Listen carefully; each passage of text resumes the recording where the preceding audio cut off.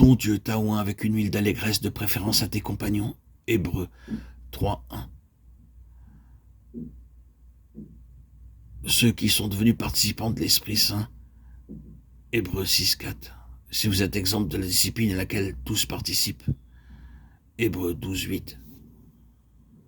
Nous avons été rendus compagnons de Christ, si du moins nous tenons ferme. Hébreux 3:1 et 14. Ici, ce sont quelques fragments de la lettre aux Hébreux.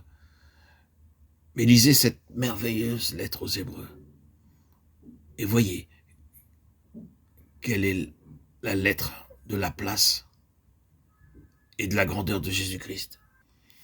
Cette lettre présente la merveille de l'appel à être un compagnon de Christ. Et elle montre clairement, ensuite, combien il est terrible pour ceux qui ont été appelés à être compagnons, d'être infidèles au Seigneur. Elle dit, comment échapperons-nous si nous négligeons un si grand salut, Hébreux 2:3.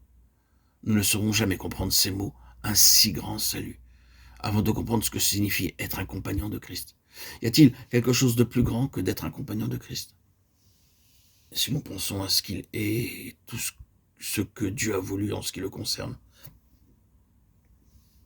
et si nous pensons ensuite que vous et moi, nous sommes appelés à être les compagnons de ce Fils de Dieu, c'est là, en vérité, un si grand salut.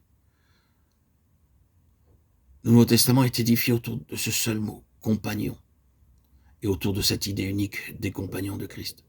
Nous voyons premièrement Christ choisir ses compagnons et nous le voyons ensuite les enseigner par la parole et par les actes. Puis nous le voyons les éprouver, les cribler. Sont-ils de vrais compagnons ou bien ne sont-ils unis à lui que pour recevoir quelque chose de lui? On peut avoir beaucoup de compagnons en leur donnant tout et pourvu qu'ils reçoivent tout ce qu'ils désirent. Mais quand sera-t-il le jour où l'on ne pourra leur donner que de la souffrance et la persécution et tout ce qui est contre leur intérêt naturel? L'on ne peut leur offrir qu'une place dans la maison du Père. C'est ainsi qu'il les cribla, il les éprouva. Et il nous est dit, à plus d'une reprise, plusieurs de ses disciples se retirèrent et ils n'allaient plus avec lui. Jean 6:66. La position de compagnon est éprouvée et criblée par l'adversaire.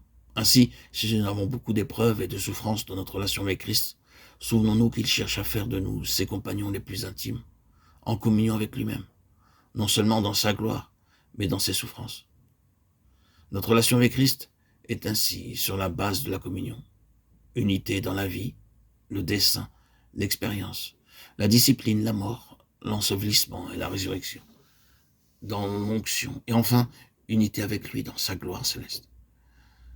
Il nous faut réaliser que Jésus se manifeste lui-même d'une manière spirituelle dans cette dispensation. Lorsque Luc écrivit le livre des Actes, il le commença par ces mots. Tout ce que Jésus a fait et enseigné depuis le commencement. Acte 1:3. Il impliquait dans ces mots cette pensée, je vais maintenant écrire tout ce qu'il continue à faire et à enseigner. C'est le même Jésus. Il accomplit la même œuvre et fait les mêmes choses. Mais il y a une différence. C'était auparavant une illustration d'une manière temporelle. C'est maintenant la signification de ces choses d'une manière spirituelle. La signification qu'avaient alors les choses se retrouve maintenant d'une manière spirituelle dans ce qu'il accomplit en nous. A-t-il ouvert les yeux physiquement aveugles?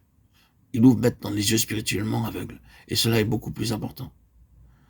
Ce même Jésus continue la même œuvre dans toute sa signification, en vous et en moi. Il répète sa vie spirituelle d'une manière spirituelle, il agit désormais davantage dans la ligne de la signification que dans celle des actes. Pourquoi disons-nous cela?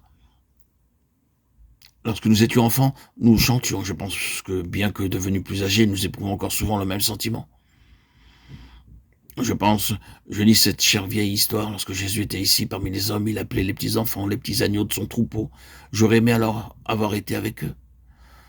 Ne sentons-nous pas que nous aurions aimé vivre alors avec lui sur la terre? N'est-ce pas la chose la meilleure à laquelle nous puissions penser? Laissez-moi vous dire que nous avons maintenant quelque chose d'infiniment meilleur. Ce même Jésus est avec nous, mais sur une base beaucoup plus merveilleuse qu'alors. Et nous sommes appelés maintenant à être les compagnons de Christ et les compagnons d'une vocation céleste. Son action à notre égard est peut-être beaucoup plus réelle parce qu'elle est spirituelle et éternelle, tandis que ses actes, lorsqu'il était sur notre terre, n'étaient que physiques et pour ce temps présent. C'est une bonne chose de soigner le corps des hommes et de les aider dans cette vie présente. Mais il y a quelque chose d'infiniment plus grand que cela. C'est une vocation céleste.